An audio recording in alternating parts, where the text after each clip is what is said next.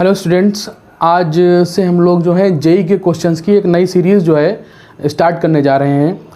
तो उसमें हम जेई के क्वेश्चन को सॉल्व करेंगे बेटा। यहाँ पर तो यहाँ पर सबसे पहला जो चैप्टर उठाया है उसमें हमने पी ब्लॉक उठाया है। इनऑर्गेनिक कर लेंगे, इनऑर्गेनिक के बाद फिर जो आप लोग बताएंगे वो करते रहेंगे, चाहे ऑर्गेनिक कहिएगा या फिर जो है हम लोग फिजिकल कर लेंगे। ठीक है, तो यहाँ पर एक एक क्वेश्चन जो है हम सॉल्व करेंगे और उसका सोल्यूशन देंगे। ठीक है, और एक बात और बेटा, कॉपी पेन उठा के बैठे, सोल्यूशन जो हम देंगे तो सोल्यूशन में हम कॉन्सेप्ट भी बताएंगे। ठीक है, पूरा कॉन्सेप्ट, उसके आगे पीछे का कॉन्सेप्ट बताने के बाद फिर उसको हम सॉल्व कराएंगे। ठीक, तो उसको जो है आप लोग क्या करें, कॉपी पेन उठाए और उठाने के बाद जो है उसको नोट करते चलें। ठीक है बेटा, क्वेश्चन आपको यहाँ पर डिस्क्रिप्शन पे नीचे यहाँ पे आपको दिख जाएगा। ठीक है, क्वेश्चन दिख जाएगा। क्वेश्चन को पहले पढ़ लें, एक दो बार पढ़ लें, उसके बाद फिर हम उसको जब सॉल्व कराएं तो उसे आप सॉल्व कर लीजिएगा। ठीक है, तो यहाँ पर पहला क्वेश्चन हम लोग सॉल्व करने जा रहे हैं बेटा। पहला क्वेश्चन हमारे पास जो आपको दिख रहा होगा वो ये है, diborane react independently with O2 and H2O to produce respectively. बेटा डाई बोरेन की रिएक्शन हमसे पूछ रहा है कि पहले वो हमसे कराता है ऑक्सीजन के साथ फिर H2O के साथ। ठीक, तो बेटा डाई बोरेन हमारे पास B2H6 हमें दे रखा है। ठीक है, इसकी रिएक्शन हमसे कराना चाह रहा है ऑक्सीजन के साथ। ठीक सॉरी बेटा, ऑक्सीजन के साथ रिएक्शन कराना जा रहा है। तो जो बच्चे थोड़ी सी बेसिक केमिस्ट्री पढ़ के आए हैं उनके लिए ये बहुत आसान हो जाएगा। ये बिल्कुल वैसे ही होगा जैसे कोई भी हाइड्रोकार्बन होता है उसका कंबशन कराते थे। याद है, नहीं याद है? कंबशन जैसे कराते थे तो बेटा क्या होगा, जितना भी कार्बन होगा वो CO2 में कन्वर्ट हो जाता है। यहाँ पे ये कार्बन है, ये CO2 में कन्वर्ट होता है। जितना भी हाइड्रोजन होता था वो वाटर में कन्वर्ट हो जाता था। ये देखो बेटा, ये H2O में कन्वर्ट हो गया। क्लियर नहीं क्लियर? ठीक, इसी तरीके से ये क्या है बेटा, ये कार्बन यहाँ पे CO2 में कन्वर्ट हुआ। कार्बन ये क्या है, ये कार्बन का ऑक्साइड है। क्या है बेटा? कार्बन का ऑक्साइड है। इसी तरीके से यहाँ पर बोरॉन का ऑक्साइड बन जाएगा। ठीक, और बोरॉन का ऑक्साइड क्या बनता है बेटा, B2O3 बनता है। ठीक है, अब ये थोड़ी अब आप लोग, अगर हम आपसे एक्सपेक्ट कर रहे हैं, आप लोग जेई के क्वेश्चन सॉल्व कर रहे हैं तो इतनी केमिस्ट्री तो आपकी आधी ही होगी कि ऑक्सीजन पे -2 का चार्ज होता है, बोरॉन पे 3 का होता है। क्रॉस मल्टीप्लिकेशन करके इसका ऑक्साइड B2O3 आ ही जाएगा। ठीक है, साथ में वो हमें क्या देगा बेटा, वाटर देगा, H2O देगा। ठीक, और साथ में ढेर सारी हीट भी देगा। ठीक है, ये बहुत इन्फ्लेमेबल होता है। ये जैसे ही ऑक्सीजन के कांटेक्ट में आता है बर्न कर जाता है। ठीक है, बर्न करने से इसमें बहुत ढेर सारी हीट निकल आती है। तकरीबन 976 किलो जूल पर मोल के हिसाब से इसमें हीट इवॉल्व होती है। बहुत ज़्यादा हीट हो गई। क्लियर नहीं क्लियर? तो अगर हमने डाई बोरोन को ऑक्सीजन के साथ रिएक्ट किया तो हमको मिल गया B2O3। ठीक है, बोरॉन का ऑक्साइड। हमारा एक पार्ट तो सॉल्व हो गया। दूसरे पार्ट में हमसे कह रहा है बेटा, B2H6 को अगर हम वाटर से रिएक्ट करा दें बेटा, हाइड्रोलिसिस करा दें। ठीक है, आप इसको नोट करते चलेंगे बेटा प्लीज। ठीक है, आप इसका स्क्रीनशॉट लेते रहे, नोट करते चलें। B2H6 रिएक्शन करा दें H2O की, हाइड्रोलिसिस। बेटा हाइड्रोलिसिस का एक रूल होता है, अगर हाइड्रोलिसिस करा रहे हैं तो यहाँ पर इसकी हाइड्रोलिसिस में हम लोग क्या करेंगे, बोरान में 3 OH लग जाएंगे, क्योंकि बोरान की वैलेंसी कितनी होती है बेटा, 3 होती है। बोरान की वैलेंसी कितनी होती है, 3 होती है।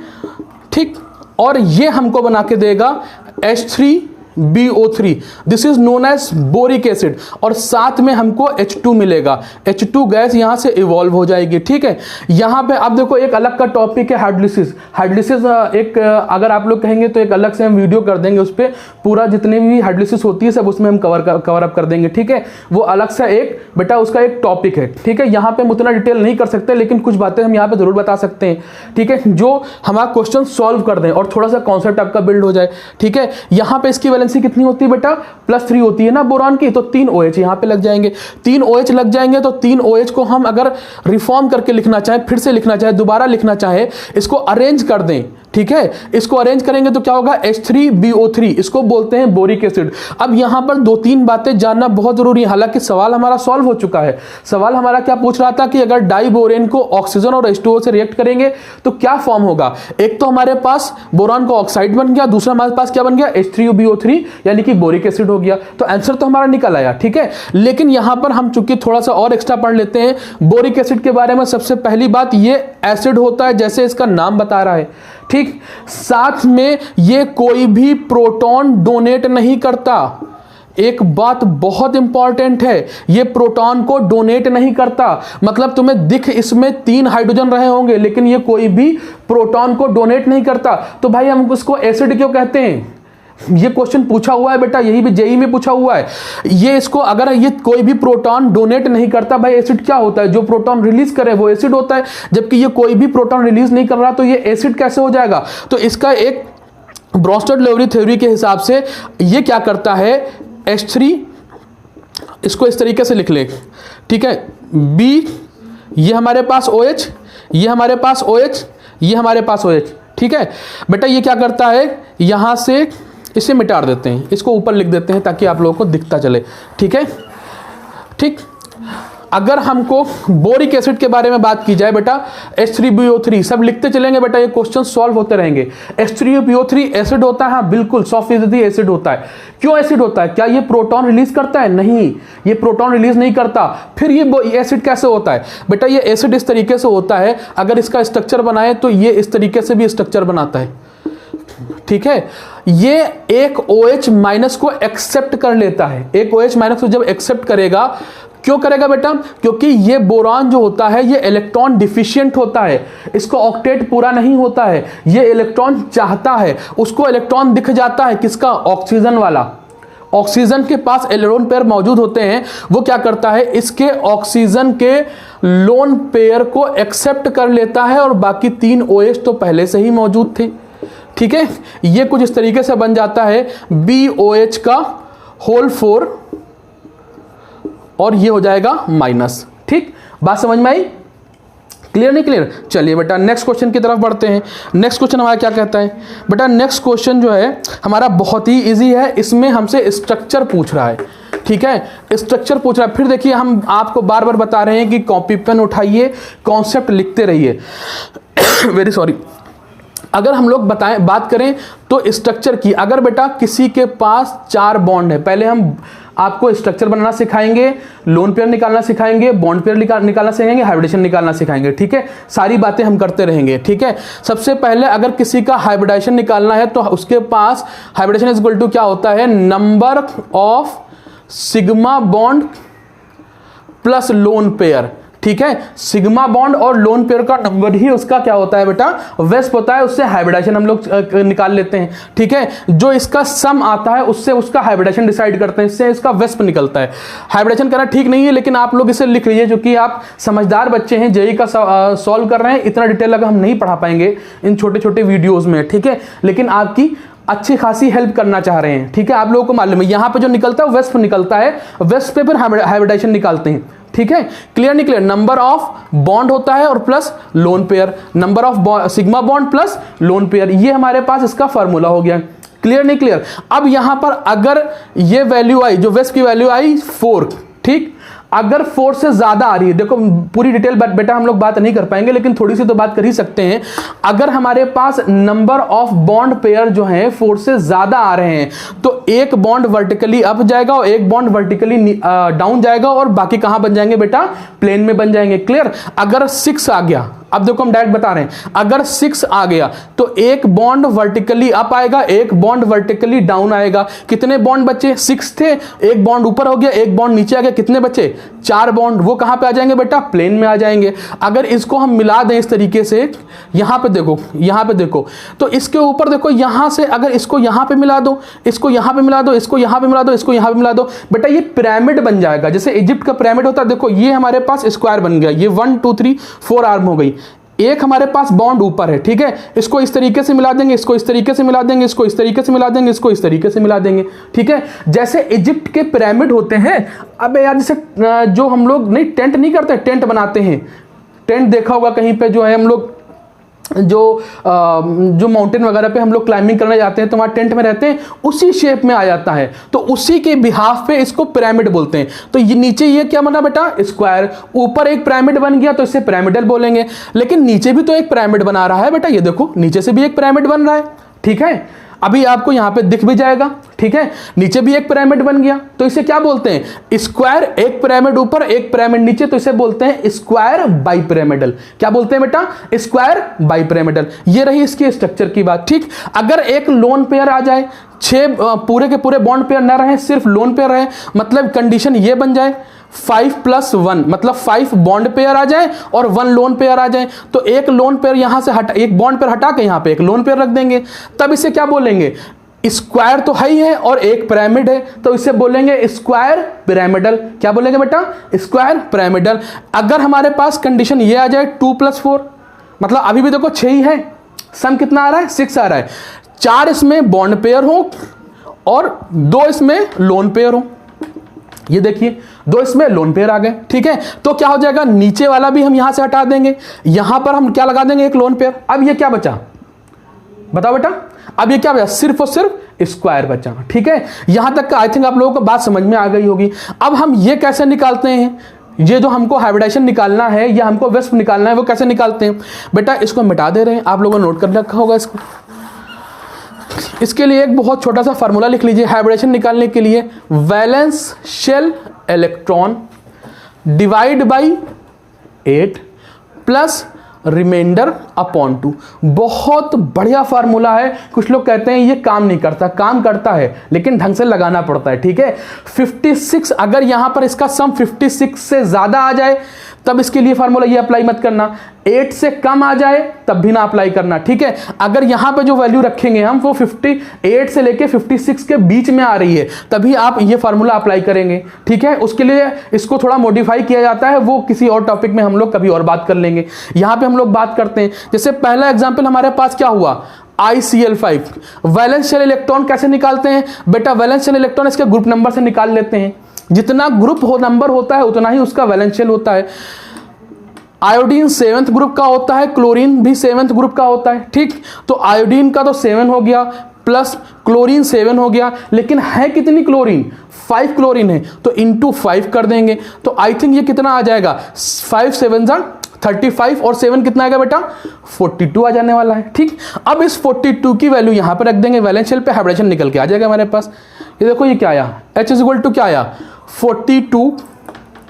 42 डिवाइडेड बाई 8, क्या आएगा, 8 5 40, ठीक है। जहां पे अब यहां पर रिमाइंडर कितना बचा, 42 - 40 होगा ना, तो यहां पे बचेगा 2 1 2, मतलब ये वाला जो आएगा ये लोन पेयर हमको देगा और ये हमको बॉन्ड पेयर देगा, ठीक है बेटा। ये हमको lone pair, sorry very sorry vice versa हो गया, ये हमें बॉन्ड पेयर देगा और ये हमें एक लोन पेयर देगा, ये बॉन्ड पेयर देगा और ये हमें लोन पेयर देगा। तो कितने बॉन्ड पेयर आ गए, 5, ठीक है, और लोन पेयर कितना आ गया, 1। इसके लिए स्ट्रक्चर जो हमने बनाया था वो क्या था बेटा हमारे पास, वो किस तरीके से था, देखो एक हमारे पास वर्टिकली डाउन था, ये देखो ये स्ट्रक्चर था हमारे पास, स्क्वायर प्लेनर बीच में था और एक ये लोन पेयर था, ठीक है।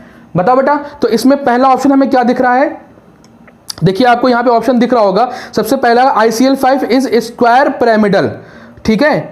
क्या है ऑप्शन पहला, ICl5 इज स्क्वायर पिरामिडल, ठीक। ICl4 माइनस इज टेट्राहेड्रल, ठीक है। अब एक ये तो हमको समझ में आ गया, ये हमारे पास क्या है, स्क्वायर पिरामिडल, स्क्वायर तो हमें ये दिख रहा है, एक पिरामिड बन रहा है, तो इसके क्या बोलना है बेटा, स्क्वायर पिरामिडल। लेकिन ICl4 माइनस को भी निकाल लेते हैं तो फिर हमको जज करने में आसानी हो जाएगी, ठीक है। ICl4 माइनस निकाल लेते हैं बेटा, ICl4 माइनस, बेटा इसके लिए वैलेंस शेल इलेक्ट्रॉन कितना आ जाएगा, आयोडीन है 7th ग्रुप का, 7 आ गया, प्लस क्लोरीन भी है 7 ग्रुप का, ये आ गया। क्लोरीन का नंबर कितना है, 4 × 4 कर देंगे, इसके ऊपर एक नेगेटिव भी तो है, तो इसके लिए इसमें +1 भी ऐड कर देंगे। क्लियर नहीं क्लियर, बोलो बेटा बताओ। अब यहां पे क्या हो जाएगा जरा बताओ इसको, इसका सम कितना आ जाएगा, आई थिंक ये हो जाएगा 28 और 8 36 आ जाएगा, ठीक है 36। अब इस वैल्यू को यहां पे पुट करेंगे तो हाइब्रिडेशन इक्वल टू कितना आएगा, डिवाइड बाई 8 आ जाएगा, ठीक है। 8 4 32, 8 4 32 आएगा, प्लस कितना बचा यहाँ पर 32, यहाँ बचा 4, अरे 36 है बेटा, 36 में से 32 निकल जाएंगे, कितना बचेगा 4, डिवाइड बाई 2, 2 2 4, मतलब इसमें क्या आया, 4 बॉन्ड पेयर आए और 2 लोन पेयर आए। सम देखो इसका भी 6 है, इसीलिए हमने पहले बना के बता ही दिया था। यहाँ पे कितना है बेटा, 4 बॉन्ड पेयर है और 2 लोन पेयर है। इसका मतलब क्या बन जाएगा ज़रा बताओ, यहाँ पर क्या होना चाहिए, बॉन्ड पेयर, दोनों बॉन्ड पेयर की देखो जो 6 का स्ट्रक्चर होता है पहले वो बना लेंगे, उसका डिसाइड कर लेंगे। देखो ये हमारे पास ये इस तरीके से होता है, एक वर्टिकली अप एक वर्टिकली डाउन और बीच में क्या हो जाएगा, स्क्वायर हो जाएगा। ठीक, अब चूंकि कह रहा है कि जो हमारे पास 2 है वो लोन पेयर है, तो एक लोन पेयर यहाँ पे आ जाएगा और एक लोन पेयर यहाँ पे आ जाएगा। ठीक है, बताओ बेटा, तो इसलिए जो इसका जो आंसर आएगा वो बेटा ये सिर्फ और सिर्फ क्या बचा, स्क्वायर बचा, और काहे में है, स्क्वायर प्लेनर है। क्या है बेटा, ये स्क्वायर प्लेनर, क्या है ये, स्क्वायर प्लेनर, सिर्फ स्क्वायर दिख रहा है और एक प्लेन में है, तो इसे हम लोग बोलते हैं स्क्वायर प्लेनर। तो इस हिसाब से इसका ऑप्शन जो आ जाएगा बेटा बी आ जाएगा। ICL5 इज स्क्वायर पिरामिडल, पहले वाला स्क्वायर पिरामिडल था, स्क्वायर था और एक पिरामिड बना था। दूसरा वाला क्या हो जाएगा, ICL4 minus is square planar. ठीक है बेटा, चलिए बेटा नेक्स्ट क्वेश्चन की तरफ हम लोग बढ़ते हैं। नेक्स्ट क्वेश्चन हमारे पास ये कह रहा है C60 an allotrope of carbon contain. बेटा C60 एक कार्बन का एलोट्रॉप होता है, ठीक है, उसमें क्या होता है, ठीक है, डायरेक्ट क्वेश्चन है, आप लोग ये याद कर लेंगे। उसमें 2 चीज़ें होती हैं, एक तो हेक्सागन होता है, ठीक है, और उसमें क्या होता है, और दूसरा क्या होता है, पेंटागन होता है, इस तरीके से। ठीक, क्लियर नहीं क्लियर, इसको हम बना के बता रहे हैं, हालांकि ये बनाना ज़रूरी नहीं है, यहाँ पे भी आपको दिख जाएगा। ठीक है, ये देखिए, पहले हम इसको बना देते हैं फिर उसको अपना दिख भी जाएगा। ये football like, soccer ball like structure होता है, ये कुछ इस तरीके से होता है। ये देखो, ये हमारा हेक्सागन बन गया, ये हमारे पास एक हेक्सागन बन गया, ठीक है, ये पेंटागन था, इसके बाद इसमें हेक्सागन हो गए। ठीक, 1 2 3 4 5 एंड 6, ठीक है, ये हेक्सागन हो गया। ठीक है, इसी तरीके से इसमें पेंटागन और हेक्सागन आते जाते रहे, लेयर आती जाती रहती है। ठीक है, तो इसका ऑप्शन चेक कर लेते हैं बेटा। इसका डायरेक्ट आंसर जो है आप लोग याद करिएगा, इसमें 20 हेक्सागन होते हैं और 12 पेंटागन होते हैं। कितने हेक्सागन होते हैं, 20 हेक्सागन होते हैं और 12 पेंटागन होते हैं। बेटा इसे क्या बोलते हैं, फलरेन। क्या बोलते हैं बेटा, फलरेन बोलते हैं, या इसको बकमिनिस्टर बोलते हैं। बकमिनिस्टर क्यों बोलते हैं, क्योंकि इसका स्ट्रक्चर जो होता है वो सॉकर बॉल, अब सॉकर बॉल अगर नहीं समझ में आ रहा तो एक फुटबॉल बॉल समझ लीजिए, जिस तरीके से फुटबॉल की बॉल होती है उसी तरीके से ये स्ट्रक्चर होता है। पूरे में सिर्फ और सिर्फ कार्बन कार्बन ही होते हैं। इसके अंदर कौन कौन से स्ट्रक्चर होते हैं, हेक्सागन होते हैं और पेंटागन होते हैं। 20 हेक्सागन होते हैं, 12 पेंटागन होते हैं। ठीक है, अच्छी तरीके से अपने दिमाग में बैठा लें, क्योंकि ये क्वेश्चन डायरेक्ट इसी तरीके से आएगा, कितने पेंटागन कितने हेक्सागन। ठीक है, किस तरीके से दिखता है, सॉकर बॉल लाइक स्ट्रक्चर होता है, इसको कहां से बोलते हैं, C60, मतलब ये हो गया। क्लियर नहीं क्लियर, चलिए बेटा नेक्स्ट क्वेश्चन की तरफ बढ़ते हैं। नेक्स्ट क्वेश्चन हमारे पास ये कह रहा है the correct order of the oxidation state of nitrogen. बेटा बहुत आसान क्वेश्चन है, इससे आसान क्वेश्चन तो आई थिंक जेई वालों ने कभी पूछा ही नहीं था। ठीक है, हमको ऑक्सीडेशन स्टेट निकालनी है बेटा। ऑक्सीडेशन स्टेट अगर हमको निकालनी है तो हमारे पास जो दे रखा है वो NO दे रखा है, हमारे पास दूसरा क्या है, NO है, साथ में एक NO2 है, फिर क्या है बेटा, फिर अच्छा ये थोड़ा सा मिसप्रिंट हो गया है, एक इसमें N2O है, एक NO2 है। ठीक है, क्वेश्चन थोड़ा सा मिसप्रिंट है, एक इसमें NO2 होगा और एक N2 होगा, और लास्ट वाला जो होगा वो N2O3 होगा। ठीक है बेटा, अब सबका इसमें ऑक्सीडेशन स्टेट आप लोग निकाल ही लेंगे, आई थिंक सबको मालूम होगा ऑक्सीडेशन स्टेट निकालना किस तरीके से होता है। ठीक है, ये +1 आ जाएगा, ठीक है, और ये +4 आ जाएगा, ये कितना आ जाएगा, +3 आ जाएगा। ठीक, कैसे निकालते हैं मालूम होगा, ऑक्सीजन का -2 होता है, देखो जिसका निकालना होता है उसकी जगह पे X रख देंगे, ऑक्सीजन का अंडरस्टूड होता है -2 होता है, ठीक, प्लस ऑक्सीजन की वैल्यू रखेंगे, कितना होता है -2 इक्वल टू कर देंगे 0। ठीक है, तो X इक्वल टू यहाँ पे कितना आ जाएगा, ये आ जाएगा +2। क्लियर नहीं क्लियर, इसी तरीके से इसका निकाल लेंगे, इसी तरीके से इसका निकाल लेंगे और इसी तरीके से इसका निकाल लेंगे। तो जब इसको अरेंज कर दिया जाएगा सबसे पहले कौन आएगा, +1 वाला, मतलब N2O वाला। ठीक है, सबसे पहले ये आ जाएगा, उसके बाद कौन आ जाएगा जरा बताओ, सेकंड वाला NO, उसके बाद कौन सा आ जाएगा, NO2, और सॉरी NO2 नहीं आएगा, फिर आएगा N2O3, और लास्ट में बेटा कौन आ जाएगा, NO2 आ जाएगा। क्लियर नहीं क्लियर, ये +1 वाला हो गया, ये +2 वाला हो गया, ये +3 वाला हो गया और ये +4 वाला हो गया। क्लियर नहीं क्लियर, चलिए बेटा, इसके बाद जो है हम नेक्स्ट क्वेश्चन देखते हैं। बेटा नेक्स्ट क्वेश्चन कह रहा है the amorphous form of silica. बहुत आसान क्वेश्चन है, ठीक है, ये सब आसान क्वेश्चन है, बस इंफॉर्मेशन थोड़ी सी आप लोगों को चाहिए रही होती है। कह रहा है एमार्फस फॉर्म ऑफ सिलिका। अब कुछ बच्चे इसमें एमार्फस फॉर्म नहीं जानते होंगे क्या होगा, ठीक है। एमार्फस होता है और क्रिस्टलाइन फॉर्म होती है, ठीक है। दो फॉर्म्स होती हैं सबकी, जितने मेटल होते हैं उनकी दो फॉर्म आ गई, एक एमार्फस होगी और एक क्या होती है, क्रिस्टलाइन। बेटा क्रिस्टलाइन जो होती है उसे वो जो फॉर्म होती है वो वेल अरेंज्ड होती है। कैसी होती है, वेल अरेंज्ड होती है। और जो एमार्फस होती है वो वेल अरेंज्ड नहीं होती है। हम अक्सर करके एक एग्जाम्पल लिया करते हैं, ये असेंबली का टाइम की बात होती है। असेंबली से पहले वाली कंडीशन एमार्फस होती है और जब असेंबली शुरू हो जाती है तो वो क्रिस्टलाइन हो जाती है। असेंबली से पहले वाली कंडीशन क्या होती है, मतलब कुछ बच्चे 12th के हैं, उसमें कुछ 11th के खड़े हुए, मतलब सब आपस में मिक्स हैं, ठीक है, वेल अरेंज नहीं है। कुछ यहाँ पे खड़े हुए, थोड़े बहुत वहाँ पे खड़े हुए, थोड़े इधर खड़े हुए, थोड़े उधर खड़े हुए, ये कंडीशन कैसी हो गई, एमार्फस, ठीक। जैसे ही असेंबली की बेल होती है सब एकदम एक लाइन में अरेंज हो जाते हैं। 12th की एक लाइन आ जाती है, 11th की एक लाइन आ जाती है, 10th की एक लाइन आ जाती है, वो किस फॉर्म में आ गए बेटा, क्रिस्टलाइन फॉर्म में आ गए, ठीक है। तो यहाँ पे हमें सॉल्व नहीं करना है, हमको सिर्फ जानना है इसमें ऑप्शन क्या दे रखा है। कह रहा है एमार्फस फॉर्म ऑफ सिलिका। बेटा इसमें जो एमार्फस फॉर्म होता है सिलिका का वो कैसलगर होता है।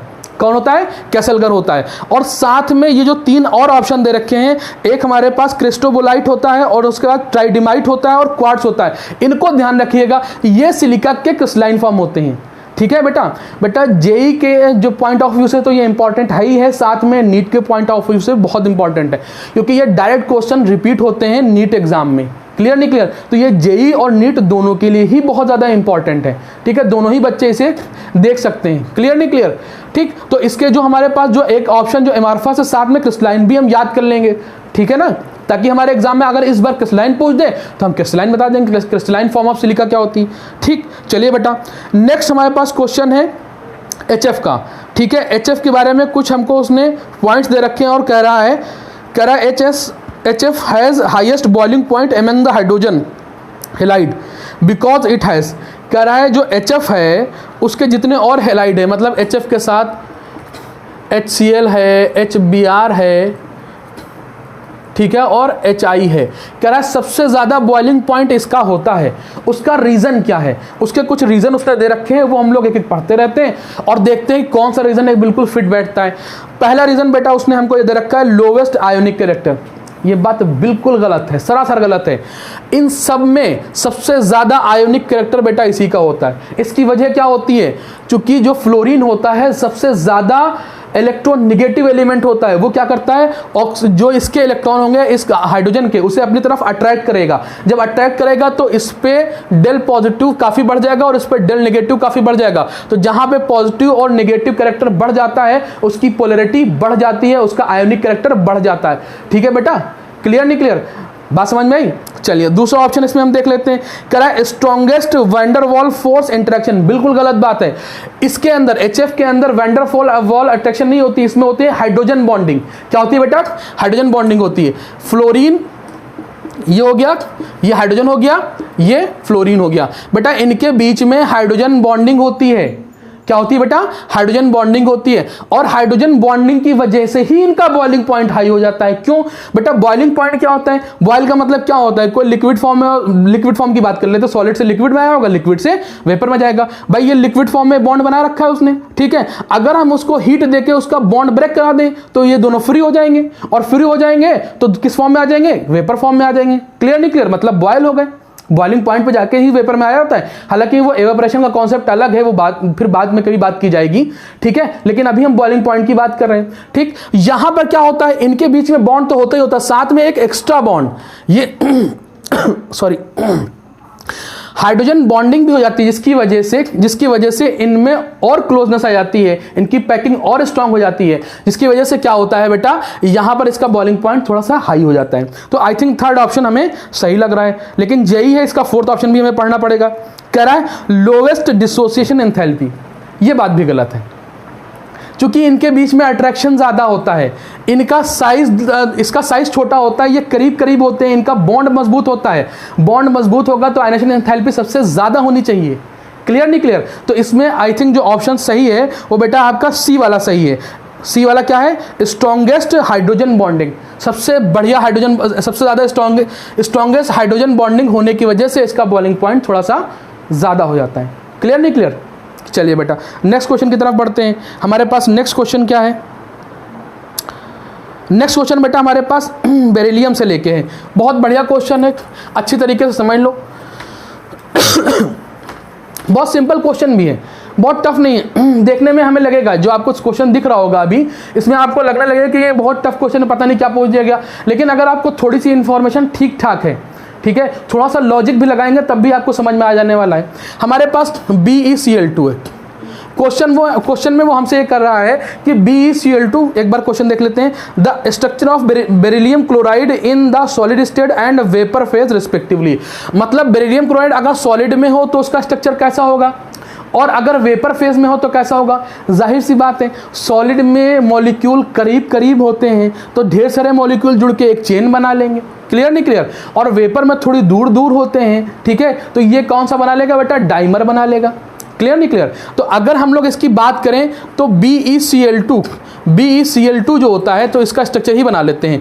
Be, ये हमारे पास एक Cl और हमारे पास एक Cl, ये हमारे पास Be है, ये दूसरे BeCl से जुड़ जाता है।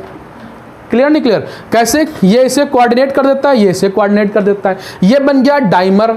ठीक है, क्लियर नहीं क्लियर? ये होता है वेपर फेज में। अगर ये वेपर फेज में है तो डाइमर ही बना सकता है। क्लियर नहीं क्लियर? लेकिन जैसे ही इस सॉलिड फेज में आता है ये आगे भी स्ट्रक्चर बनाने लगता है। जैसे यहां पर एक और हमारे पास Be आ जाएगा, यहां पर एक और Cl Be आ जाएगा, ये एक Cl आ जाएगा और एक Cl इधर हम लगा देते हैं ये, ठीक है, और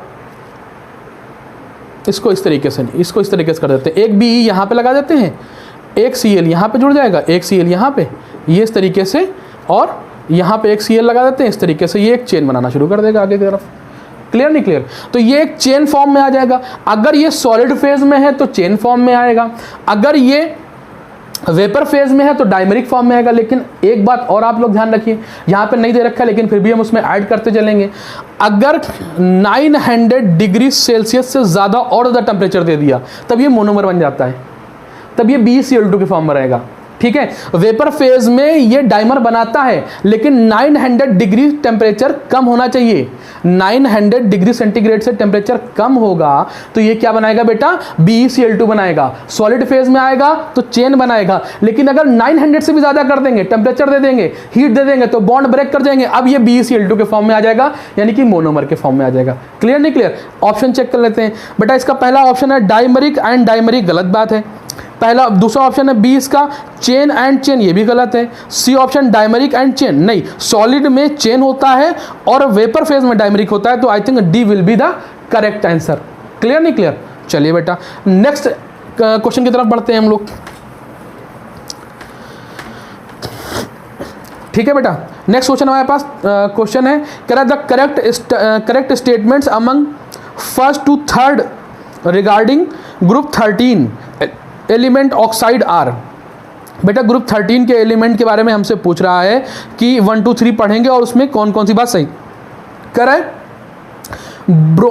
boron try oxide is acidic, कह रहा है boron try oxide is acidic. बहुत है, सिंपल बात है बेटा, जो बोरॉन ट्राई ऑक्साइड होता है वो एसिडिक ही होता है। क्लियर नहीं क्लियर? ये बात बिल्कुल सही है, ये बातें बिल्कुल इन्फॉर्मेशन बेस हैं, आपको इन्फॉर्मेशन होनी चाहिए। बोरॉन ट्राई ऑक्साइड क्या होता है बेटा, एसिडिक होता है।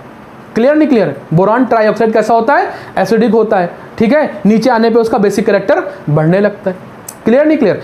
दूसरा ऑप्शन इसमें कह रहा है oxide of aluminium and gallium are amphoteric, बिल्कुल सही बात है। एल्यूमिनियम और गैलियम के ऑक्साइड जो होते हैं बेटा वो एम्फोटेरिक होते हैं। एल्यूमिनियम और गैलियम के जो ऑक्साइड होते हैं वो एम्फोटेरिक होते हैं। थर्ड ऑप्शन देखते हैं बेटा, कह रहा है oxide of indium and thallium are basic.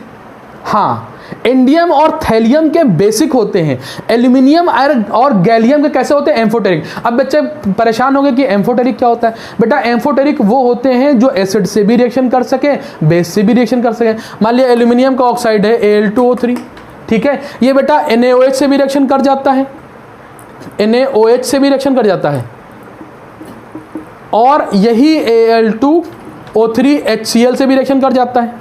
Clear नहीं क्लियर? इसमें Al+3 बनाएगा, यहाँ पे एल्यूमिनेट बना देगा, ठीक है। 10th की रिएक्शन है, आप लोगों को याद होगी। यहाँ पे एल्यूमिनेट बनाएगा और यहाँ पर Al+3 बना देगा। क्लियर नहीं क्लियर? तो ये एसिड से भी रिएक्शन कर रहा है, बेस से भी रिएक्शन कर रहा है, तो ये कैसा हो गया? एम्फोटेरिक, ठीक है।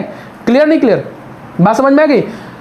जो सिर्फ बेस से रिएक्शन करे बेसिक, ठीक है। क्लियर नहीं क्लियर? जो दोनों से रिएक्ट करे उसे क्या बोलेंगे बेटा? एम्फोटेरिक। ये एसिड से भी रिएक्शन कर रहा है और बेस से भी रिएक्शन कर रहा है, तो इसे क्या बोलते हैं बेटा? एम्फोटेरिक। एम्फोटेरिक समझ में आया? ठीक है। चलिए, कौन कौन से मेटल हैं जो एम्फोटेरिक है?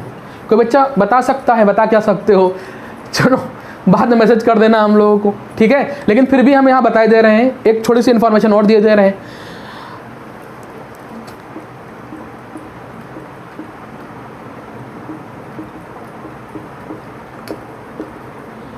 These metals are amphoteric metal. ये एम्फोटेरिक मेटल हैं, मतलब ये एसिड से भी रिएक्ट करेंगे, बेस से भी रिएक्ट करेंगे। याद करने की इसकी ट्रिक ये होती है बेटा, सुन सब जन की आस, यहां पे लिख रहे हैं प्रभु अल्लाह। ये देखिए बेटा, सुन सब जन की आस प्रभु अल्लाह। सुन मतलब SN, सब मतलब SB, जन मतलब ZN, की का मतलब कुछ भी नहीं, आस का मतलब एस्मियम, PB का मतलब प्रभु का मतलब PB, अल्लाह का मतलब एल्यूमिनियम, ठीक है। ये सब कैसे एम्फोटेरिक मेटल हैं। एम्फोटेरिक मेटल बेटा कौन होते हैं बताइए? एम्फोटेरिक मेटल वो होते हैं जो एसिड से भी रिएक्ट कर सकें और बेस से भी रिएक्ट कर सकें, ठीक है बेटा। चलिए नेक्स्ट क्वेश्चन पे आते हैं, ठीक है बेटा। नेक्स्ट क्वेश्चन हमारे पास क्या कह रहा है? कह रहा है the oxy acid of sulphur that does not contain bond between sulphur atoms. बेटा इसके लिए हम आपको एक अलग से वीडियो बना देंगे, ऑक्सी एसिड का स्ट्रक्चर, ठीक है। अभी यहाँ पर सिर्फ स्ट्रक्चर हम बना के दिखा देंगे, लेकिन इसका बनाना कैसे सिखाया जाता है वो हम तुम्हें अलग से एक वीडियो बना के दे देंगे। उसमें आप लोग चुटकियों में सारे ऑक्सी एसिड के स्ट्रक्चर बना ले जाओगे, ठीक है। यहाँ पर हम एक एक करके खाली स्ट्रक्चर बना लेते हैं। तो पहला हमारे पास है, पहले नंबर पे हमारे पास क्या है? H2SO3। क्या बेटा? H2SO3। बेटा इसका नाम भी लिखते रहे, चलिए इसको बोलते हैं थियोसल्फ्यूरिक एसिड। इसका जो स्ट्रक्चर बनेगा वो इस तरीके से बनेगा, एक OH double bond S double bond O, ठीक। क्लियर नहीं क्लियर? क्वेश्चन हमसे क्या कर रहा था जरा देखिए।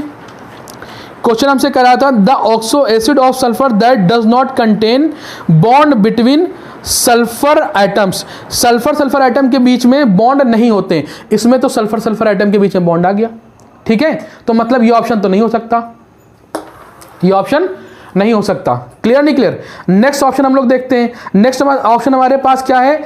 H2S2O4। H2S2O4 लिख लेते हैं यहां पर, H2S2O4, H2S2O6 और क्या है? H2S2O7। ये सारे हमको बनाने हैं। H2S2O4 का देख लेते हैं बेटा। यहाँ पे जो इसका स्ट्रक्चर बनता है वो इस तरीके से बनता है, सल्फर, ये हो जाएगा ऑक्सीजन डबल बॉन्ड, ये हो गया ऑक्सीजन, ये हमारे पास OH और ये भी हमारे पास OH। मतलब यहाँ पर भी सल्फर के बीच में बॉन्ड है। यहाँ पे इस वाले का स्ट्रक्चर देखते हैं, इस वाले का, इसमें क्या होगा? सॉरी ये 4 है, ठीक है। यहाँ पे डबल बॉन्ड ऑक्सीजन, ये हमारे पास OH हो जाएगा, डबल बॉन्ड ऑक्सीजन बेटा ये OH हो जाएगा। मतलब यहाँ पर भी सल्फर के बीच में बॉन्ड है। अब उस वाले की बात करते हैं, इसकी बात करते हैं, ठीक है। यहाँ पे बनाए दे रहे हैं, ये थर्ड वन वाला जो है यहाँ पे बनाए दे रहे हैं, ठीक है। इसमें क्या होगा? सल्फर डबल बॉन्ड O, यहाँ पर एक OH, यहाँ पर एक OH, डबल बॉन्ड ऑक्सीजन, इसके बीच में एक ऑक्सीजन हमें रखना पड़ेगा बेटा। फिर हम कह रहे हैं एक हम इसमें वीडियो बना देंगे जिसमें ऑक्सी एसिड के स्ट्रक्चर कैसे बनाए जाते हैं ये हम सिखा देंगे आपको। क्लियर नहीं क्लियर? ठीक है। तो यहाँ पर इसमें देखो सल्फर और सल्फर के बीच में बॉन्ड नहीं है।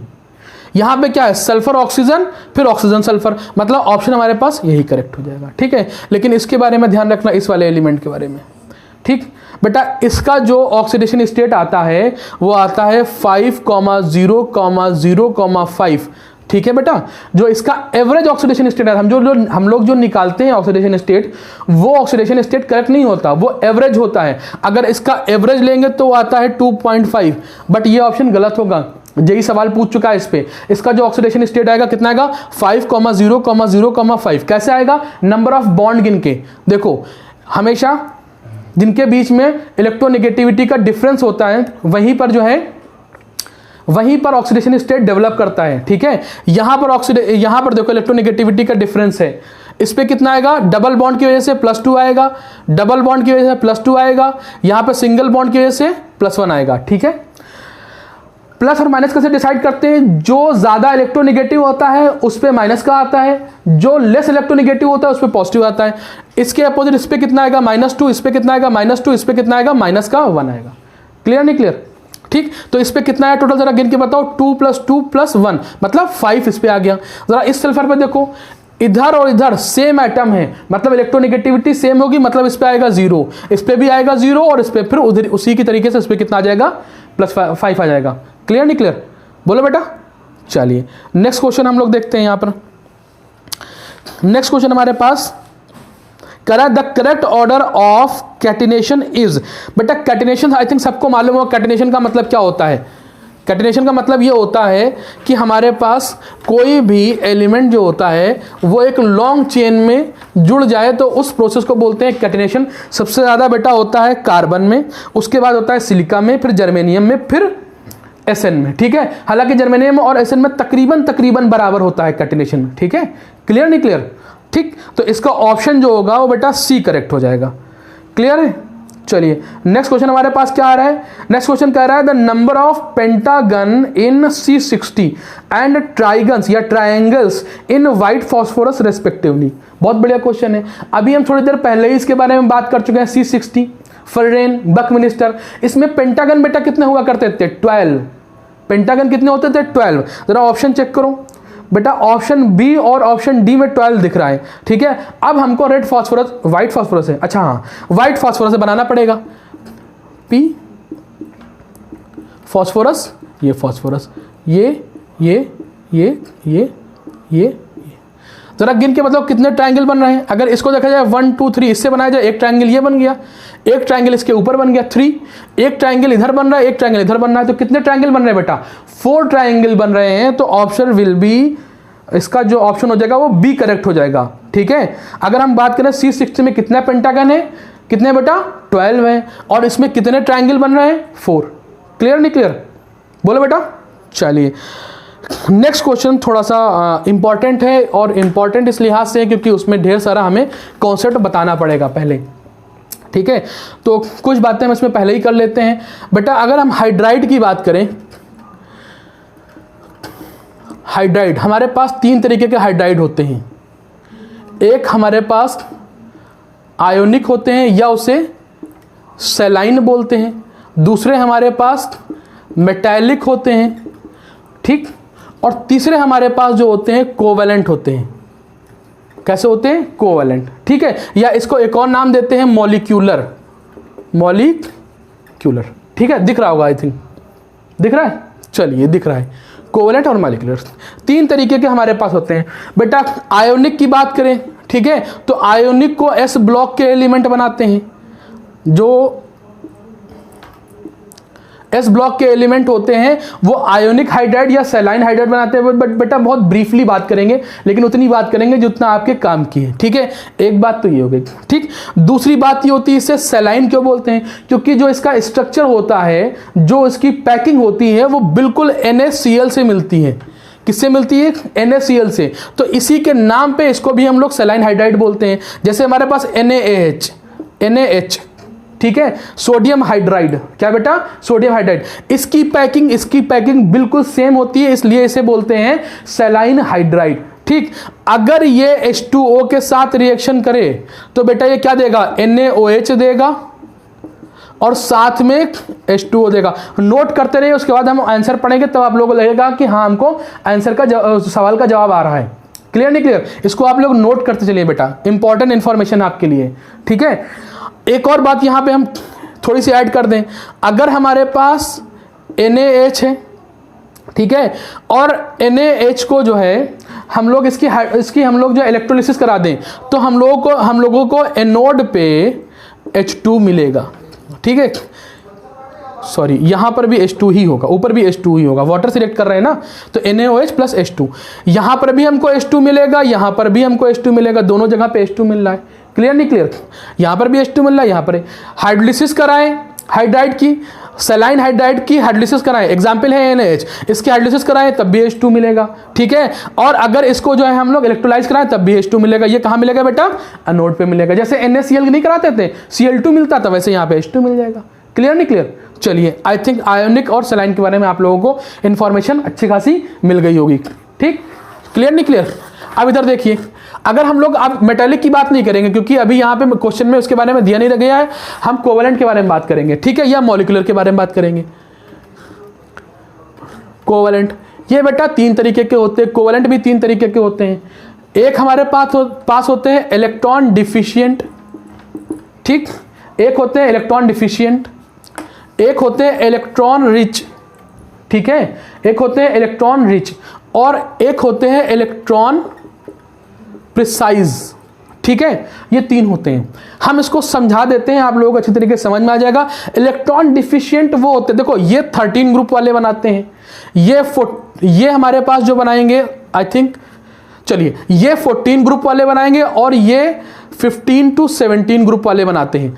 13 ग्रुप वाले इलेक्ट्रॉन डिफिशिएंट बनाते हैं, 14 ग्रुप वाले इलेक्ट्रॉन प्रिसाइज बनाते हैं, 15 to 17 ग्रुप वाले जो हैं वो इलेक्ट्रॉन रिच बनाते हैं। कैसे? जैसे एग्जांपल हमारे पास इसका हो गया B2H6, ठीक है बेटा। ये स्पीसीज हम लोग कई बार बात कर चुके हैं, ये इलेक्ट्रॉन डिफिशिएंट होती है। कैसी होती है बेटा? इलेक्ट्रॉन डिफिशिएंट होती है। कैसे होती है जरा देखिए इसको, एक H, एक H, एक H, एक H, एक H, एक H, ठीक है, और यहां पर एक H। क्लियर नहीं क्लियर? ये इसका बॉन्ड जो होता है, ये वाले इलेक्ट्रॉन कभी इसके पास होते हैं, कभी इस बोरोन के पास चले जाते हैं। इसी तरीके से इसके वाले कभी ये इलेक्ट्रॉन कभी यहां होते हैं, कभी यहां पे होते हैं, ठीक है। ध्यान रखना, AlCl3 में बनाना बॉन्ड नहीं बनता, Al2Cl6 से बनाना बॉन्ड नहीं बनता, बनाना बॉन्ड यहां बनता है। इस बॉन्ड को हम लोग बोलते हैं बनाना बॉन्ड। ये जो बॉन्ड बन रहा है ये वाला, ये बनाना के आकार का होता है, तो ये बोलते हैं बनाना बॉन्ड, ठीक है बेटा। इसमें कितने सेंटर हमें दिख रहे हैं जरा बताओ? 1 2 3 सेंटर। कितने सेंटर हैं? 1 2 3। इलेक्ट्रॉन कितने पार्टिसिपेट कर रहे हैं? सिंगल बॉन्ड यहीं पर तो है, यही वाला कभी यहां आ रहा है, कभी यहां पर जा रहा है, तो इलेक्ट्रॉन कितने पार्टिसिपेट कर रहे हैं? 2 इलेक्ट्रॉन। तो इसे क्या बोलते हैं बेटा? 3 सेंटर्ड 2 इलेक्ट्रॉन स्पीसीज। ध्यान रखना, जेई सवाल पूछ चुका है, ये नहीं पूछेगा कि यहाँ पे 3 सेंटर और 2 इलेक्ट्रॉन कौन सा है, पूछेगा कितने 3 सेंटर 2 इलेक्ट्रॉन है। हम कहेंगे एक ऊपर की तरफ दिख रहा है, एक नीचे की तरफ दिख रहा है, ठीक। जरा इधर देखो, यहाँ पर क्या, इन दोनों के बीच में जो बॉन्ड बना है वो क्या है?